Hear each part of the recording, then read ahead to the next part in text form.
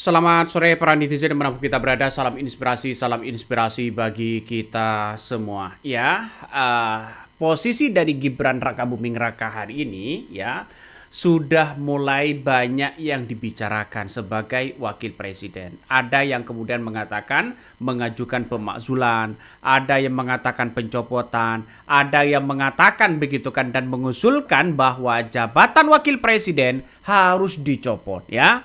Terutama apa yang kemudian disampaikan oleh Denny Indrayana yang kemudian mengusulkan Gibran dicopot dari jabatan wakil presiden ya dan bahkan mengirimkan surat terbuka kepada Prabowo ya dan memaparkan secara hukumnya.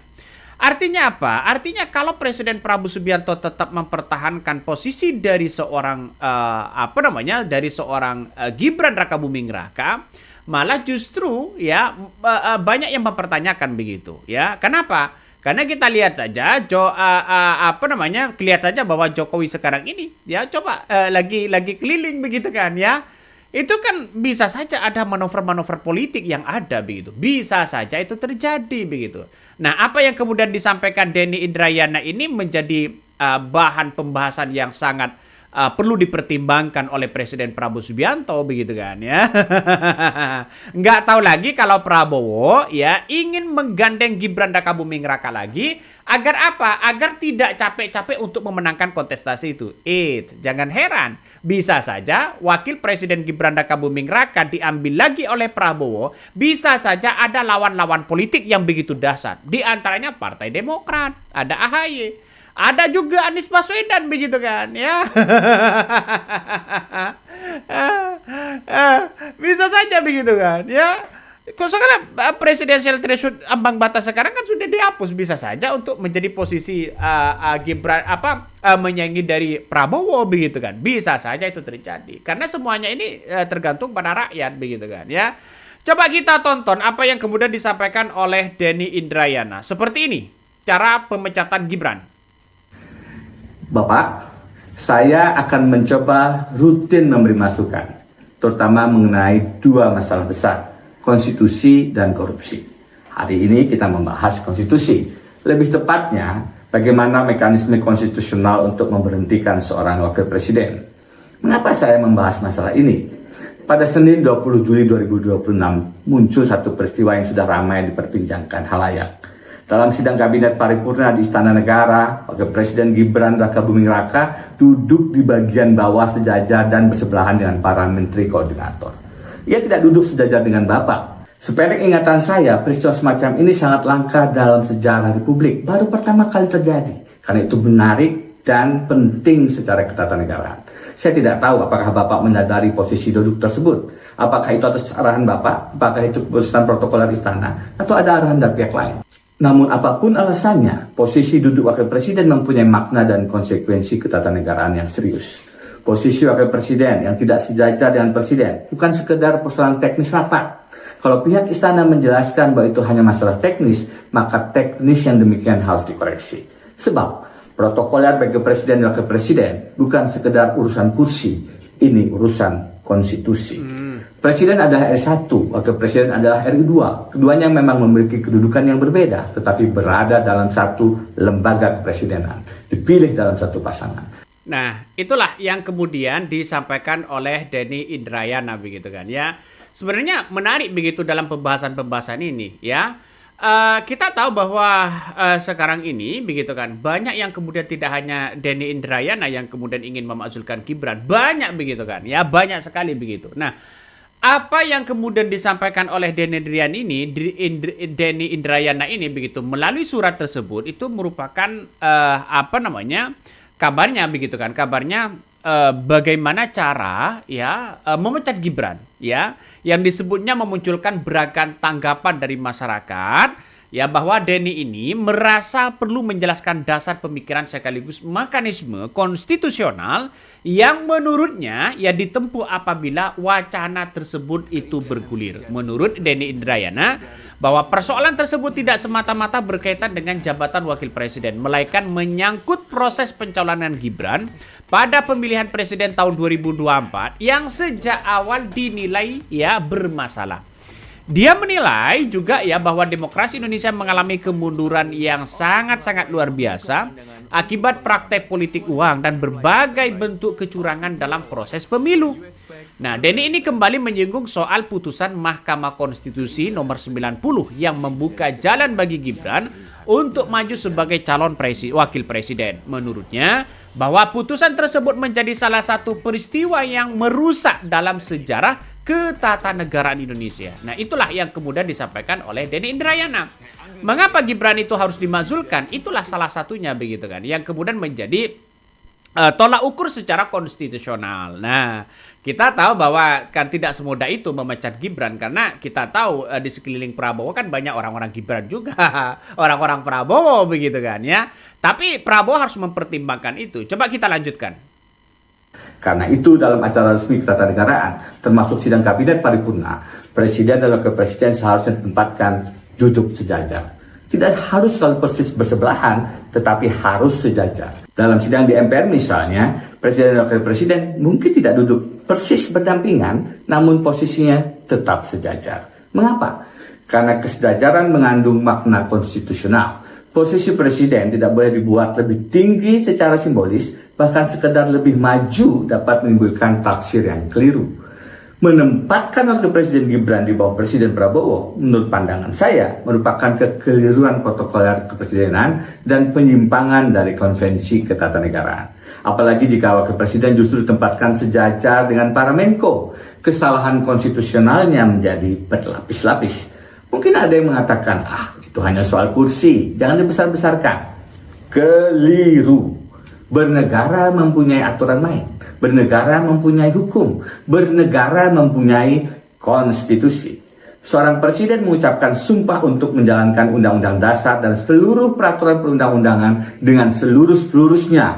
Sumpah itu bukan rangkaian kata tanpa makna. Sumpah itu mempunyai bobot moral, bobot hukum, dan bobot sakral konstitusional. Kecuali Bapak Presiden memang sedang mengirimkan pesan politik tertentu dengan menurunkan posisi duduk Wakil Presiden Gibran menjadi sejajar dengan para Menko. Sebagai tindakan protokol konstitusional tidak tepat, tetapi sebagai simbol politik dan penilaian moral, terus terang saja saya sangat setuju. Jangankan sekedar menurunkan posisi duduk Gibran, memberhentikannya melalui mekanisme konstitusional pun menurut pandangan saya layak dilakukan. Sebab sejak awal pencalonannya sebagai wapres telah menimbulkan persoalan konstitusional yang sangat serius. Bagi saya, putusan Paman Usman untuk ponakan Gibran merupakan salah satu noda hitam dalam sejarah ketatanegaraan Indonesia. Menurut pandangan saya, terdapat berbagai alasan pemakzulan yang layak dilaksanakan secara konstitusional, mulai dari dugaan tindak pidana korupsi, dugaan kejahatan berat lainnya, perbuatan tercela, hingga persoalan apakah yang bersangkutan masih memenuhi syarat sebagai wakil presiden. Tentu semua itu harus dibuktikan melalui mekanisme hukum yang sah, melibatkan DPR, pemeriksaan oleh Mahkamah Konstitusi, dan keputusan politik konstitusional di MPR. Detailnya akan saya sampaikan dalam surat berikutnya. Namun, satu hal penting, apabila terjadi kekosongan jabatan wakil presiden, konstitusi memberikan kesempatan kepada presiden untuk mengusulkan 2 calon wakil presiden kepada MPR paling lambat 60 hari sejak terjadi kekosongan. Artinya, Republik masih mempunyai jalan konstitusional untuk memperoleh wakil presiden baru yang lebih kompeten, lebih berwibawa, lebih mampu membantu presiden menyelamatkan negara. Ada baiknya Indonesia mempunyai wakil presiden baru sebelum 2 tahun masa pemerintahan Bapak pada 20 Oktober 2026. Nah, itu ya. Puncaknya adalah 20 Oktober begitu. Artinya apa? Sebelum 20 Oktober ya Gibran itu ya dipecat begitu. ini secara tidak langsung begitu kan. Makanya pembakzulan mekanismenya itu sangat luar biasa begitu, bahwa dalam surat ya Denny ini menjelaskan bahwa mekanisme pemerintahan presiden maupun wakil presiden diatur dalam Undang-Undang Dasar Negara Republik Indonesia. Menurutnya secara hukum proses tersebut ya harus diwakili dengan adanya pendapat DPR mengenai dugaan pelanggaran oleh presiden atau wakil presiden. Ya, pendapat ini kemudian diperiksa dan diputus oleh Mahkamah Konstitusi dalam ya dibawa ke sidang majelis permusyawaratan. Ya, terutama bagaimana ya Gibran Rakabuming Raka ya pada waktu itu begitu kan ya Mahkamah Konstitusi begitu kan ya, karena ada si paman di situ dikait-kaitkan dengan ya mulusnya Gibran Rakabuming Raka untuk menjadi wakil presiden ya Prabowo begitu kan. Coba kita baca komentar-komentar netizen begitu. Rakyat mendukung pemakzulan Gibran, yang didukung malah pergi. Naik Fufu Fafa ya sebagai wakil presiden sebenarnya merupakan penghinaan terhadap bangsa dan negara. Dunia ini internasional tentu akan menganggap bangsa kita sebagai bangsa gimana begitu. Kapan mau maju bangsa kita kalau toh pada hakikatnya ya politik seperti itu dimainkan begitu. Tidak punya kapasitas misalnya ya.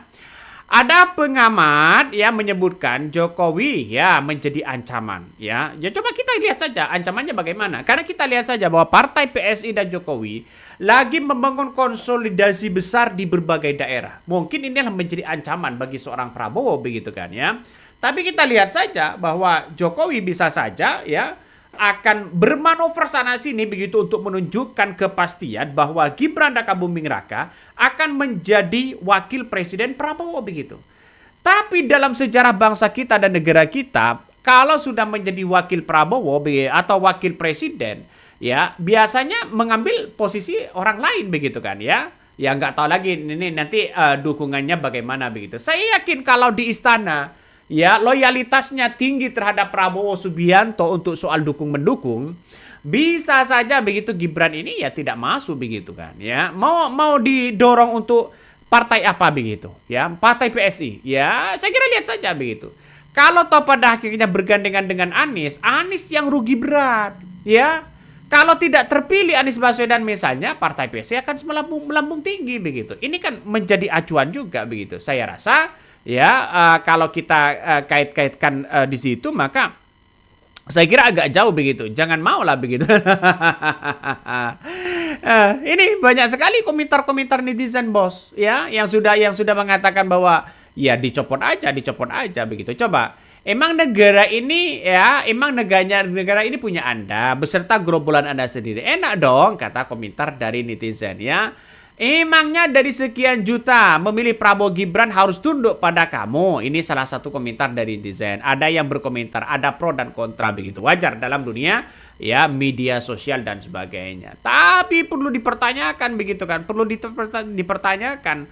Artinya apa? Artinya posisi Gibran ini ya karena orang tidak punya kapasitas, ya kurang berpengalaman dalam dunia politik begitu kan ya, mau dibawa kemana negara kita kan, itu lucunya begitu. Pasti saya yakin banyak orang tidak setuju begitu kan ya kalau dipimpin oleh Gibran Rakabuming Raka. Ya hanya pendukung-pendukung dia bisa saja begitu ya. Oke, mungkin itu yang kami sampaikan ya. Tonton terus di channel Hodari Podcast Rakyat ini, jangan lupa di subscribe.